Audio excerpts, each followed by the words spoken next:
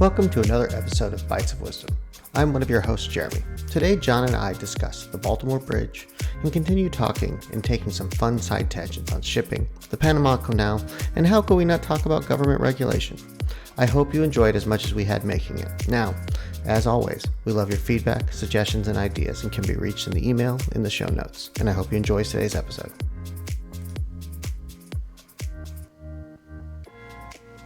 I think we should talk about one of the most interesting things I've seen in a while, which was a video in a harbor recently. Baltimore Harbor, huh? Yeah. Yeah, I woke up, I don't even know how many days ago it was at this point, but woke up in the morning and someone said this thing happened. And my first thought was, when I said to the person who called me, I'm like, yeah, container ship, like that, the amount of mass, like it's going to destroy anything it hits. Anything. Absolutely anything. So that doesn't really matter. It does if the bridge was up to code and what actually caused the problem. But ultimately, that thing is, you're not stopping it. No.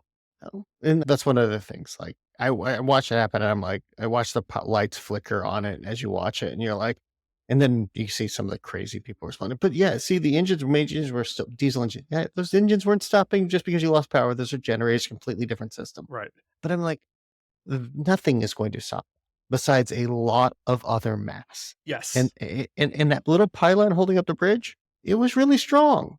It was amazingly strong. It can hold up the hundreds of thousands of tons in one direction in high wind, but it cannot deal with 240,000 tons coming down at 7 knots? I think it was the speed. Let's say even 5 knots. Like it doesn't even matter. Godzilla ain't got nothing on that. Yeah. And it's just absolute like destruction. And that's what we saw. Like the bridge itself, I drive over it every single time I drive over this week, come to New York. And well, I'm not driving on the bridge, but let's say you're not coming over this time. I'm driving up there this week. I'm not driving over that bridge, but yeah, it's going to cause an amazing amount of problems with traffic and just economics impact because they can't move the ships. Yeah, well, and it's one of the busier harbors on the East Coast. In fact, I think it's up there with one of the most busy harbors on the East Coast. I think New Jersey's bigger, but I don't know for sure. Yeah, and I know within the first few hours, I had read that they were already moving some of the port traffic because it's vital to shipping. Right? Yeah. Most people don't know this, but we send a lot of stuff over the water. Pretty much everything. It's also ungodly efficient. There's efficiency scale of boats, and then there's trains, which are really impressively efficient, but they got nothing on a big boat. And then you got these semis, and you go, okay, those are, but my God, these boats are so efficient.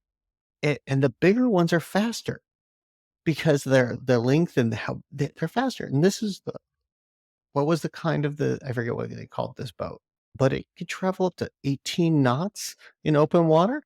My fucking God. It's crazy. It's crazy. And I haven't done the math to understand how long it would take for that ship to circumnavigate. I'm sure it's the order of a month or two, right? Maybe. Yeah. But the amount of things that it carries, that just to give you an idea, if it isn't light or people, we're probably shipping it. Yeah. Those are the only two pieces of matter that are not taking a boat. So I'm waiting for the episode to come out. There's a YouTube channel I still watch called Casual Navigation, and he does animations about seagoing vessels and how they work and interact. Oh my God, it's bonkers, fascinating, and weird. But he was doing one on cargo ships, and he was like, "You don't understand the scale of these things. They are 20 to 30 levels high of container ships going." 20,000 containers? 20 fucking thousand containers but the on thing a ship? But the thing even about the containers, 20,000 containers, that's a large number. Most people don't realize that those containers are like 8 feet by 8 feet wide and like 40 feet long or something. They're actually standardized. Yeah. 40 by 80 by 10. Oh, okay. Yeah. So 20,000, the volumetric of that is insane. And yeah, this is something the topic could deviate way away from the bridge, but on the East Coast after 9/11, it was very difficult to just check all of these containers that are there on the Port of Newark, Port of Boston, Baltimore. Like it's impossible to validate it, all of these. And I think John Oliver did an amazing. I believe it was him who did an amazing piece several years ago where he said the budget for actually checking these container ships is stupidly low. Oh yeah, no, please. If we would talk about the politics of the southern border and you Yeah, we unpack where should do things that. go through, it's not there. It's Yeah. they get other ways. It's too valuable for it to move drugs than over the southern border. Yeah, it's crazy. But what I was surprised about, and me being the layperson, I have people that I've known, family friends that tugboat captains. I thought ships that large needed to be pulled out of a harbor by a tugboat. Like I didn't realize that it was able to even move under its own power because of the size, sheer size of it. Casual navigation means I actually I don't have knowledge. I have ooh, this was fun and entertaining information, but what I the amount of control they have of those ships and the rules they have to follow is staggering. But yeah, they're pretty free moving. They get a lot of control. And I think that Baltimore is a pilot required harbor. So I think they did have a harbor pilot, but I Mhm. haven't checked into that. It's amazing. So I had family members that came down this week, and they let's call it a dozen of them traveled, and they all told me that again it was we're recording this kind of quick, but it was Easter. It's Easter weekend, and the fact that they saw no problems with traffic, I'm interested in seeing what happens when the normal commuters get Yeah. involved. But that bridge is not small. It's not a it's not a short bridge. No, it's expensive. And what is it, 40,000 cars a day? 30 to 40,000 cars a day, and I believe it's over a mile long. Yeah, it's massive. And it's, if I remember correctly, it's 4 lanes. It might be 4 lanes per side, but I there's a lot of bridges between here and New York that I don't They remember all all of roll them. together They after a all roll while. together. But no, unfortunately, yeah, we a lot of people could have been a large loss of life, right? If it happened during the day, if it happened, if there wasn't already the bridge was shut or partially shut down because of construction, and if the person piloting it didn't send a mayday. It's amazing that was it six people? I think that's the number, but that's staggeringly low. That's all that's Yeah. awesome. I'm not complaining. Just No, what? any I was loss of life is expecting bad, but I was expecting at least hundreds. 50. Yeah. Potentially it could have been hundreds, right? Like 40,000 cars a day. If that happened in the middle of the day, it would have been horrible. Even more horrible than it Yeah. was. The part that was amazing to me is we've seen big things and you hear about big crashes of boats. Now you have drone footage Yeah. very early, and you're looking at this, and I'm just staggered Yeah. by the scale of the metal that's just moved around this boat that from a distance, oh my god, big. Then you get close, and then you see this wee little human sitting there trying to inspect something, and you're sitting there going, "This drone is 100 feet away looking at it's insanity." I think one of the videos that I saw, what struck me the most is just at one point, I believe it's a police car. You could clearly see on the bridge in scale with the ship itself, and it's just It's nothing. yeah. Listen, you ain't doing anything to stop that thing, and yeah. So how long do you think it's going to take them to repair it? It's years, I think. Oh, years. That's a multi-billion-dollar Easy. I think multi it took 7 years when they first built it yeah, to build it. multi-billion-dollar project. Yeah. And they have what, a usable expected lifespan of what, 50, 75 years? I don't know how new bridges anything about that, but fairly certain that bridge is at least 50 years old, right? Wasn't it in the No, I thought that bridge was built 70s? oh, I thought it was much newer than that. Now we're gonna do live Googling while you do it. Yeah, Since well, 1977, you're right. I I knew it was the 70s because there was someone that came on, and so it's not 50 years old. Well, Yeah, it's close. Within if it is a 40 to 75-year lifespan, it's well into a half life. Right? yeah, they were probably betting on another 50 years out of that. Of course, and again, But they should. they should have. right? And here's the thing: they cost a lot of money, and they're not going to be able to use. Maybe I'm not a structural engineer, but I wouldn't use anything that was previously that bridge isn't entirely safe anymore, right? No, Like no. we The probably have to tear down the structural whole thing. they couldn't even build like they building a bridge in 1970. They couldn't even build a bridge, the exact same bridge nowadays. The differences in what we know and what's acceptable. I guarantee it's probably less material. It's probably Yeah. would be a weaker in Cost more raw money though. material, but more flexible, more designed for better and but be more efficient and far better usage of the material. But It's no just matter what they put up there, it ain't going to stop something like this hitting it no. and not knock it down. Please, this would take out George Washington Bridge in New York, gone. Same thing. All this stuff would fall. Nothing's gonna survive that. The other thing I want to talk about is how long until you started noticing crazies? Oh, so one of the craziest things I think that I read this week was the that's a big boat. I don't even know Warner could hold that much. I do believe somebody said that. I said I haven't heard anything so stupid in my life. And I'm just like, what? I was hoping it was a troll. I'm hoping it It was a probably troll. It it was was a a troll. troll. But what? Wow, yeah. No, I saw crazies immediately. Listen, I think I ended a conversation with someone like a day before talking about conspiracy theorists, and it was just very appropriate because the same that I had that conversation was the one that first posted this, and yeah, I'm not sure what people think. Like, there's video evidence of this thing. Yeah. Oh no, there is. And so I hated myself. You went down the doom scrolling. I went to TikTok, Oh, created a I new don't have a account, TikTok. and then go Baltimore Bridge. And it took about 5 swipes until I got to see this explosion. It happened all the way over here, not where the boat was. Oh, so it's cover up first. Oh my god! You see this line of explosions all the way down? That's demo. That It's detonate. That's a det Charlie cord. Day with the That's det cord. See, it's time. Det cord is exploding all the way. This doesn't need to happen like this. It was on purpose. 5 videos. I searched for so Baltimore Bridge and hit 5 videos on so TikTok until I so let found me full just make crazy. it clear. There's video evidence. Unless you think the video evidence from multiple angles is No, video even evidence doesn't matter. I could make a new story up in my yeah, brain. I know. But even if that ship had painted boxes that look like cargo containers, it would still knock Yes, down yes, it that would have bridge. 100%. And but these boats can't get any bigger because they can't fit through the Panama Canal. But it has 6 inches of clearance on width and 2 feet of clearance in the front and the back.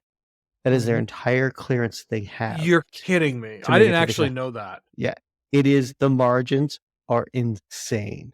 6 inches on both sides, so a Yep, foot a foot clearance, and a foot on the front and the back. on something that weighs that much. I I don't even know how you could hit that target. You don't hit that target. You have little trolleys that pull you through on Oh, 2 that's multiple true. ropes. That's So true. yeah, you're being towed. You have buoys and you have those little inflatable things. But come on, 200. It's S just insane. so so this is interesting. So we can't get any bigger than that, but we can move faster if we needed to. Well, moving. So I got to credit that YouTube station. You can't. Boats are much bigger, but they all have to go through the Suez Canal or they have to go around the around Right. the bottom. But that's the biggest size. So there's lots of arguments of trying to build a bigger canal. But we have the whole. Did you know about Panama and its drought problem causing the huge problems with the Panama Canal? I actually saw something on YouTube about that, but I don't remember the whole story, but So the Panama Canal is basically a created lake, or they right. flooded a plain above sea level higher, and then they built locks to get the boats up to there, and the boat locks to get down. And they recycle the water. They lose around 40% through the lock cycle. But because of the severe drought for the last 10 years, you have the channel of viable in that lake has reduced something like by to 20% of its own the previous viable throughways, so that they are literally lining them up and moving them through an order. And if you have too big of a draft, you just wait outside because you can't get through. and literally billions and billions of dollars are dependent on rainfall in Panama, or they have to go the long way. And a lot of those ships aren't trusted to go the long way They because ca they can't afford to do it right. in an efficient manner to go from East Coast to West Coast. Wow. Listen, I don't think we're gonna create another Panama Canal anytime soon. So There's people proposing it, but whether we actually have the gumption and the willpower to spend that kind of money and that time and not be China willing to throw a lot of money at some construction project. but where you would have to do it at Panama, right? You wouldn't There's actually another 2 proposed sites that are viable. One of them is the Darien Gap, which was historically what killed everybody when you tried to build a canal. You ever heard about the Darien Gap? I have not. Oh, I love the Darien Gap. Darien Gap is what separates North America and South America, and it is a nearly impassable rainforest, bog, mud, and mountainous region that if you try to drive to South America, you can't because you have to take a ferry around the Darien Gap because you have to go out into the ocean because there's no real way to traverse it. So people have tried, Britain's tried, different excursions have tried to build a highway through there. They've all failed because it is just a mucky, swampy, dirty, wetty rainforest Wow. mess. And oh, it and the locals try to kill you. That sounds like a okay. So one of the proposed sites is to go back to a place that they've failed at. Yeah, but technology-wise, you put enough money in it nowadays, I Sure. guess that the hypothesis is like, "Hey, we can deal with that now. We got a lot of explosions. We can do things at another level." Right, right. So I actually had another question about this topic that I'm curious what your thought is. What do you think is there a future where we are still using container ships, but maybe it's a little bit there isn't a person behind a stick? Because right now they're not like manually driving this thing, right? Like it's I think one of the things is, like, the crew is the second most expensive part besides fuel, because the longevity of a cruise ship is, like, 45 years, so you get your money out of that thing no right. matter what. But, yeah, the crew has been shrinking to unbelievably small levels. I think it's down to That's amazing. 15 people, and that's probably too high now. Yeah, no, and by the way, like, you want automation? This world's got a lot of automation. Doesn't have AI. I'm gonna use the word they use, automation. They've been doing this for hundreds of years. They're gonna keep on doing it the same old way. The rules are well established, and they keep on doing it. That's the kind of thing, honestly, I would rather have someone man it than a software bug happens and there's just shit just doesn't get delivered. Well, and it's just so interesting at how complicated it is, but yet it's still well, so one of the companies we used to work for used to map all of the cargo ships to know when they were sitting idle because when you're working the commodities exchanges, you wanted to know when something was sitting idle. And what that meant was that somebody was willing to spend $100,000 a day to keep a ship anchored in international waters, not accruing any taxes, hoping the value will go up enough that you can pay for sitting it idle. Oh my god. It happened all the time. So the terminal maps it, a bunch of open source people map it. You can literally go and buy what is the accurate location of all commodities based ships and what is their speed and vector. So so where does that data come from?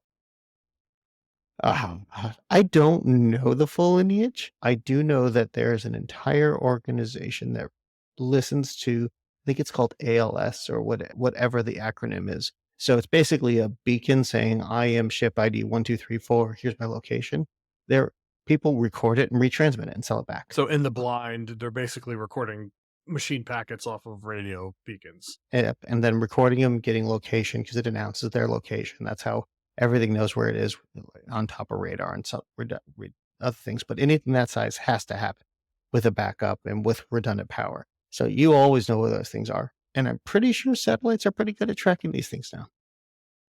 So I do know that people can buy options on Oh, yes, you these things, can. which I mean, if you can't get any more like betting against Mother Nature or betting in favor of Mother Nature, So how much you think insurance coverage was for that bridge? And what do you think it paid out? that's a good question. So I think what the interesting, well, I'll answer your question. I don't know. It's got to be on the order of billions. How much is the coverage? Couldn't tell you. My guess is it's gonna pay a couple of question is, though, are they actually gonna be able to insure that bridge? S&P Global rating estimated $3 billion. Okay, 3,000,000,000. But that's just for the bridge. It doesn't include the Economic recovery, impact, yeah. all the yeah. Another 1.5 in losses of cargo and time, That's a lot less than I would thought, and I actually. think that's not gonna be that's not gonna be I think that's the city has to cover that. Yeah, so this is interesting. Who do you think who so I think the federal government's gonna pay to fix this bridge, right? I think I So, read that somewhere. I was reading about some of this. So, the goal this happened a couple times in Florida, and it happened, I think, 2006 with tragedies, and the people were like, "Well, the federal government in the past has ponied up cash under the emergency fund as a short-term loan while the appropriate processes kicked off because they considered it a national Right. blah, blah, blah in order to get the construction and recovery working while they figured out the insurance on the back end. And the basic premise was like the federal government, this is too important not to Yep. do. We're going to give you for Basically, we $200 have million to right. get started. And then you go do this insurance thing, figure out the insurance, and we get the 200 million back. Call it a $0 loan. But we're not waiting months. But right now, Congress, I was reading, was bitching about that. Well, sorry, the House was bitching about that. Yeah. Well, yeah. Listen, there's a whole bunch of bullshit happening the last couple of weeks with the House and just not wanting to do the only fucking job that they actually they have. It's to fund the goddamn government and to appropriations. But Did you see what the GOP last resignation did? they're one, right? Well, they're one, but most important, his technical day of retirement is exactly Oh one yeah. day after Yeah. the date by which they can't Special have a election. special election and it has to be empty. He's basically making sure the seat has to be empty until November. It's a big FU, the whole establishment. Oh, yeah. That was my I watched that. I read Chef that, kiss. saw that, and I'm like, "Oh, this was layers of fuck you." Yeah, I didn't even realize. I guess that's state statute, right? Each of Yes, it those. is. So I'm sure if they listen, if they really wanted to, they could pass a law. Of course. But Do you remember who's Wisconsin's House is controlled by? oh, is it a Democrat now? It's Democrat. Uh, well, I guess it wouldn't matter. The guy who probably uh, that's even more interesting because now the Democrats not like he's going to appoint the person. They did. I wouldn't sign that bill. Maybe that's why he said I wouldn't because I don't want them to appoint. I don't know. I don't know how their whole state law. I didn't read about it, but I thought it was funny. Yeah, I think it's one of those things where there's a lot of so regardless, let's just get back to the bridge because we go down the house conversation. But Good point. but I agree. the biggest problem I have with the whole thing is that yeah, like this thing with Philadelphia happened. Was it 6 months ago where the bridge collapsed? Yes. Same thing, right? Like federal government came in and was like, listen, like this is a national whatever they classified it as security risk or national interest or Whatever. Yeah. and they went and they had that damn thing. Now, I drove over it. I didn't know it fell down. It was like, I think 3 or 4 weeks after it was fixed, I drove over it. They didn't fuck around with it. They got that shit done quickly. Yeah. And granted, like, it wasn't what happened here No, and the different different scale. scale. But still, yeah, they jump started it because every single day that it was down, it meant millions of people had problems and they had to divert traffic into 2 states. This one is even, I think, even slightly worse because the congestion around that area is already horrible because they've been doing a lot of renovations on the one tunnel that I always go through, the Baltimore Harbor tunnel, and probably the last 3 or 4 years, maybe even longer than that, one of those tunnels has always been like not single tracking. That's a term, but half tracking where the whole thing isn't entirely open because they're doing renovations. And this is well before the infrastructure bill. And I'm sure they took advantage of a lot of these things that came. So question is like how much of that is to a point where you can actually ship people or sorry, divert people between the two? And is it actually going to cause problems? I don't know. I'm going to find out Tuesday morning. One of those things that I think is we all talk about the value of infrastructure, but nobody wants to actually pay for it. But my god, is it an unbelievably useful utility to be able to have well-maintained bridges, tunnels, and all those things. And I know it's a tension and it should be, "Hey, this costs too much because I can tell you government contracts can consume all dollars available to them, Yeah. and the opposite of not funding these programs so that you're in a bad place." I just think we don't give enough credit to how unbelievably powerful and useful these things are for driving our economy and making life better. Yeah. I think it's because most people don't know, just having conversations over the last week, or not even weeks, last what, however many days it's been since that bridge collapsed or got hit. I realized most people don't understand how much, like, what actually comes into this country on ships. Yeah. It's not just drugs and fentanyl and whatever else the boogeyman tells you that's coming in through the harbor or Miami or wherever else. It's pretty much everything that you're using on a daily basis, with the exception of produce. And that's only some produce. A lot of your Yeah. produce actually comes in from a ship because it's Yeah. cheaper to buy it. And they buy it green and ship it until it Yeah. ripens on the boat, and then it gets here and you're like, "Oh, look at this, my banana's perfect." And I go, "Yeah, it wasn't picked like that." Mhm. So this is a, you're right. And it'll be interesting to see how, hopefully it doesn't turn into a partisan bickering match back and forth, because Mm, at this point everything does. And this really doesn't need to be that. It was an accident, uh, nothing to do with negligence, nothing to do with anything like that. And we need it fixed for the good of the country. yeah, and I so Matthew Iglesias and Ezra Klein, 2 people I read a fair amount of their stuff from. They go, this is a critique of the Democrats, and I completely agree with this, and they go, "The government, if it says it wants to build, needs to build well, fast, and stop with the ungodly infighting." And the NIMBYs, the YIMBYs, and all Yeah. of these groups fighting. He goes, "If you're gonna build, make it easy to build." And Matt Iglesias' point that I think is violent. He goes, "Look, if you want to build solar power in this country and wind power, you're gonna have to make it easy to put up transmission lines." Yep. It's right now, he goes, It's they're fucking estimating impossible. 12 years to be able to run the necessary capacity to be able to do like some of the stuff they want to do from the Middle West into California. And I'm like, "What the," he goes like, "We could do it faster, but we can't get through the regulation." And And that's the that pisses me off. so that's the thing with the federal. So let's talk a little bit about that.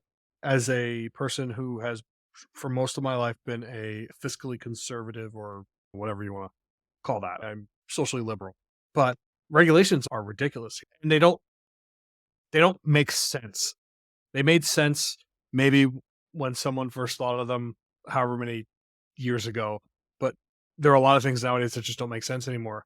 And there are things that we do that we need to go further with.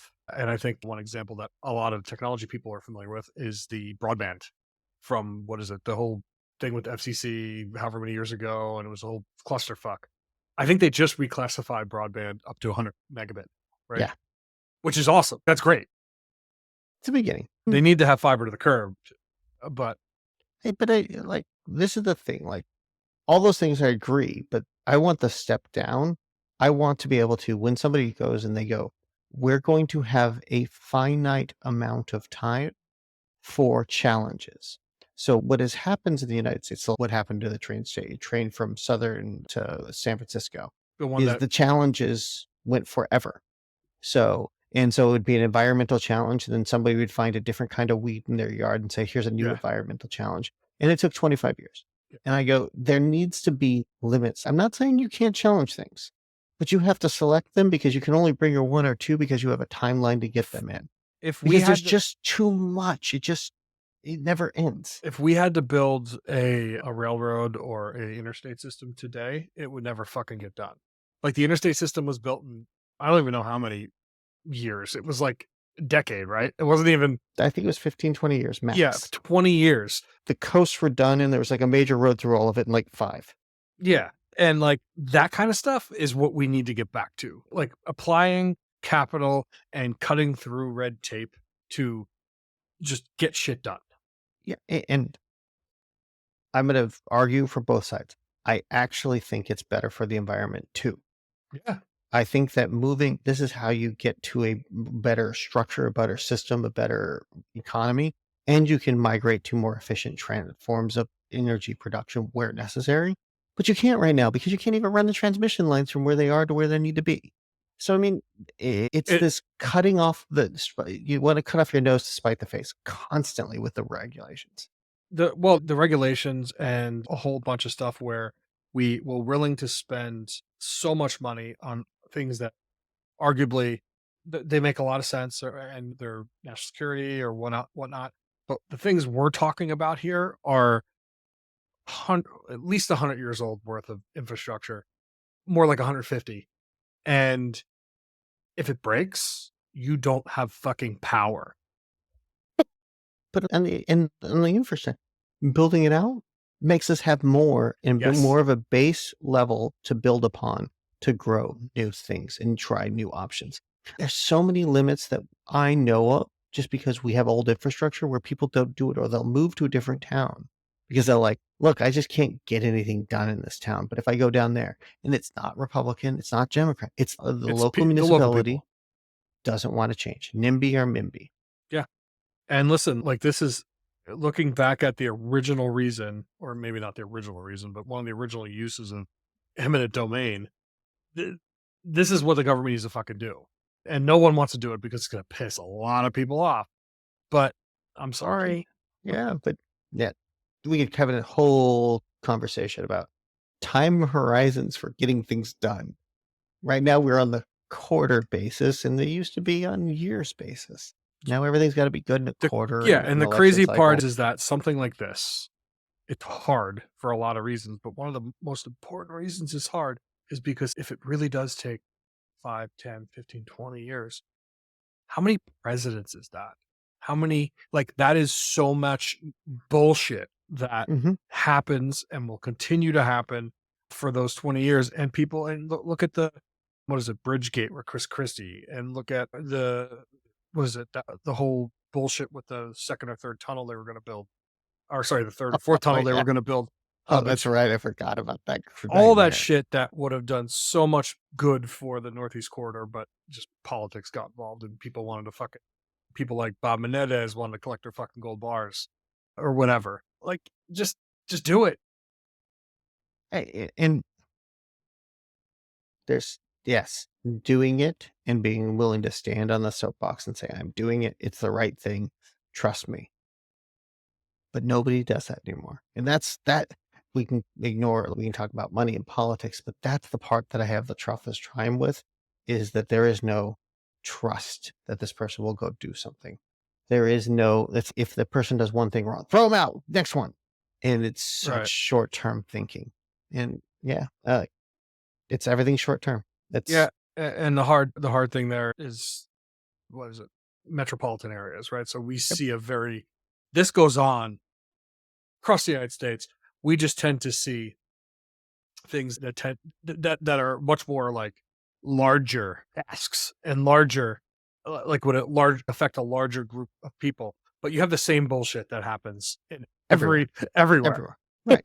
It might not be on the scale, but or it might be takes forever to get something you want done in your house because of red tape bullshit. There's a lot of regulations and layered like bureaucracy that causes problems that needs to get fixed. I don't know how you do that. I, I, I don't know how our society makes that change because both sides like it.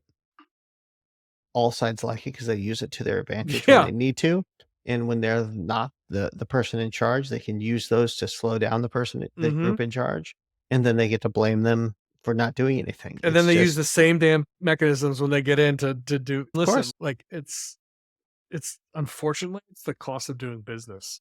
Yep. Uh, Eh, it's fun. But yeah, so somehow we talked about a bridge and ended up at